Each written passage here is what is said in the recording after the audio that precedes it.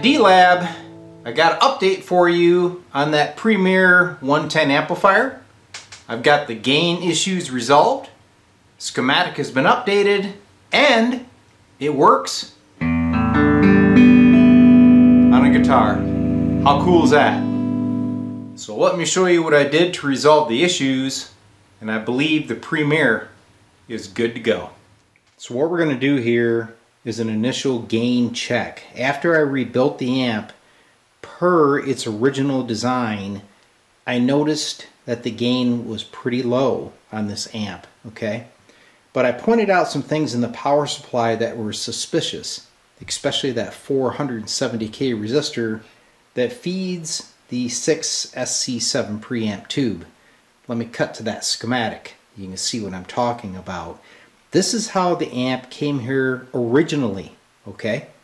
So I suspect that that's wrong, and I also don't like the fact that there's a 10K resistor feeding the screens of the 6V6. So what we're going to do is I'll cut back here now. This is my gain setup, all right? I've got a meter watching the high voltage go into the preamp section.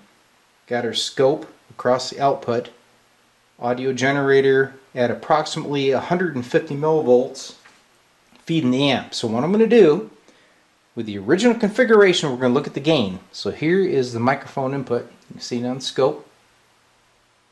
That's full volume. I'm at 5 volts per division. I'm barely getting 2.5 divisions. Okay? So now what I'm going to do is change those 2 resistors in the power supply that are obviously subject. I'm suspicious that those have been changed in the past, even though it didn't look like they were. I'm going to cut to the new schematic now. This is an update to the Premier 110. Instead of the 10K resistor, we're going to make that a 1K resistor feeding the screens of the 6V6. And then where that 470K is, we're going to change that to a 10K. So, all right, I tried to keep the camera in position so you can see the transition here smoothly. Now I changed the power supply caps. So I simply moved the 10K up to the position of the preamp, and now we have the 1K 5 watt feeding the screens. There's the old 470K, which we're not going to use anymore. So now I'll plug her in and we'll take a look and see if that improves the performance of the amp, or if it just goes up in a ball of fire. Alright, here we go. So she's powered. Give it a second. Oh, you know what I need to do? I need to hook my meter up. Stand by. Alright, got the meter back on, and the scope too, so we can actually see what's going on. Plug it back in. There's no fire the first time. There's my high voltage. She's really zinging up there now. Remember before we had what? 90 volts? Now look at my preamp voltage. 353 volts. Alright, I'm going to bring up the gain here and see what the scope does. Yeah, getting a little more out of her.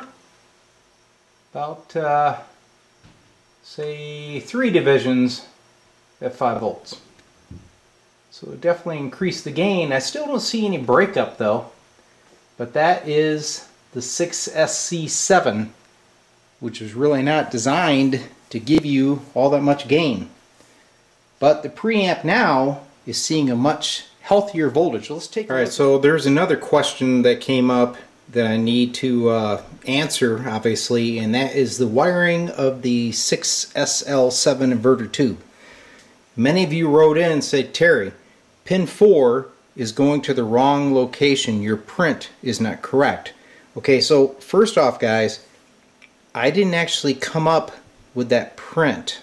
I took what was here and I transferred it to the print. Okay? I was trying to capture how this amp was originally wired when it arrived at the shop. Alright, so I'm going to cut to a picture.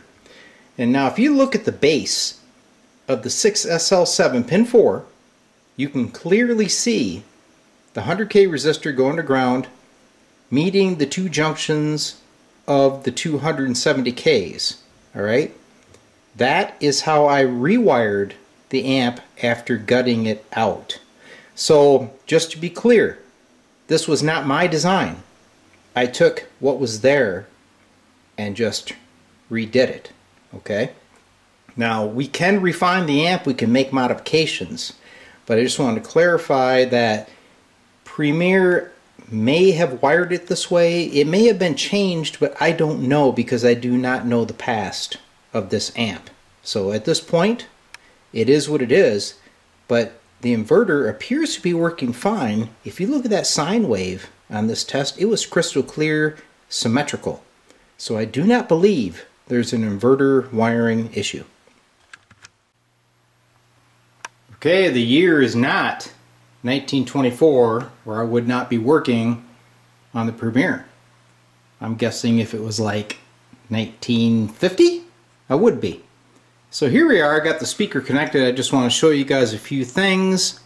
I added a 3-conductor grounded power cord, which now goes to that terminal board that I showed you underneath the amp. I also added a speaker RCA jack in the back corner that feeds a speaker.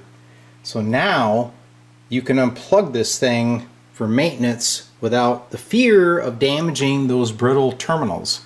Alright, I have the amp hooked up right now to the audio generator, so let's see how she sounds. So this is the first tone going through the speaker. How about we turn up the audio generator first, huh? Alright, here we go. It's that whine doing that. The amp is whining, okay? But anyway, we're at about 1,000 hertz there.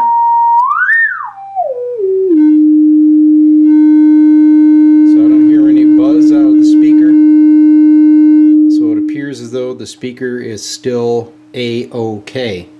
And there is quite a bit of gain, more gain than what I expected on the microphone input. So this thing may be useful with a guitar. But from what I hear, everybody wants to use these things with a harmonica. So I'm at the point, guys, where I'm going to take a mission complete on the Premier 110 amplifier. Alright, so that's a wrap on the Premier 110 electronic restoration here at D-Lab.